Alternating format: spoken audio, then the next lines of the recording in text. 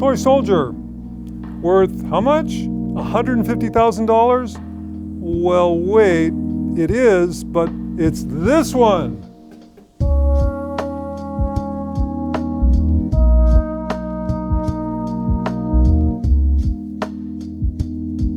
This one is actually worth 20 cents on Amazon. This one is legitimately worth $150,000, as we will demonstrate. This is a sculpture by Joram Wahlberger, works out of San Francisco. I have not met him personally. We got this from the Logan collection, and it is 320 pounds. It's made in China. This little guy, they did a 3D scan, as I understand it, and had a CNC router carve it out of this polyester resin fiberglass figure, and it's really accurate. The thing that's interesting about it is the flashing. I watched an interview with the artist Joram, and he talked about the mass production of these little tiny soldiers has these mold marks which you really don't notice, the flashing it's called. But what he's done is accentuate when the thing got big and it's kind of droopy, but it's so authentic. It really, I think it's insightful. Is that the right word? And it's interesting. I think I've talked a lot about the role of interest in art, and I think this is fundamentally interesting.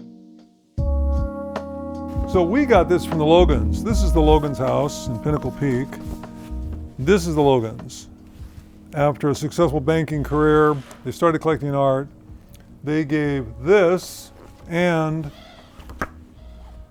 210 other works to the Denver Art Museum. Among them was this guy and this guy, also valued at $150,000.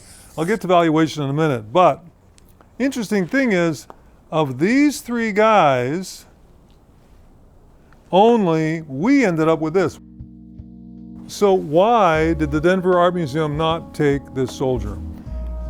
My understanding, and this is probably suspicious that I'm not an insider, is that they associated it with military and it wasn't popular, so they took the other two and not this one. And it was my good fortune because we finagled a way into getting it from Kent. Thank you, Kent. There's no base on this, but you can see in some of the photographs that there's a stainless steel, like a cart, that I put on there to make it easier to move around with casters.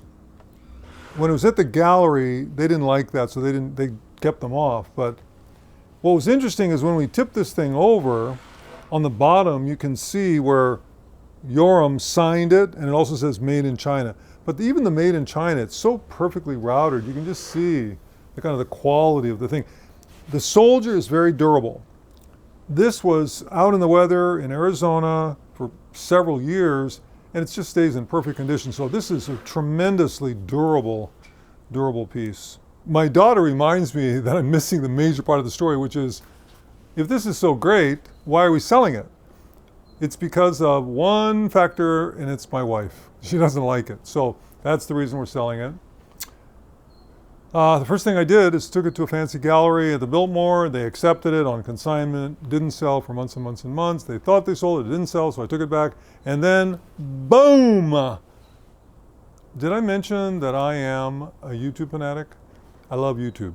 I love Ben Rich, Bald and Bankrupt. If you look at our TV room, it says YouTube University, because that's the way I feel about YouTube. So it hit me, why don't I not give this to a gallery, not ship it to Sotheby's or Phillips or Christie's across the country, because we're in Phoenix, but instead, YouTube.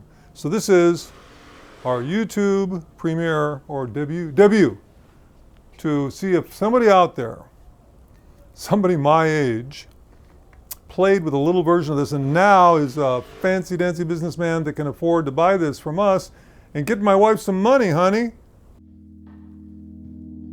The best way to get a hold of us, I think, is to give our attorney and close friend, William Napoleon, a call. I'll put the number up on the screen, and yeah, there you go.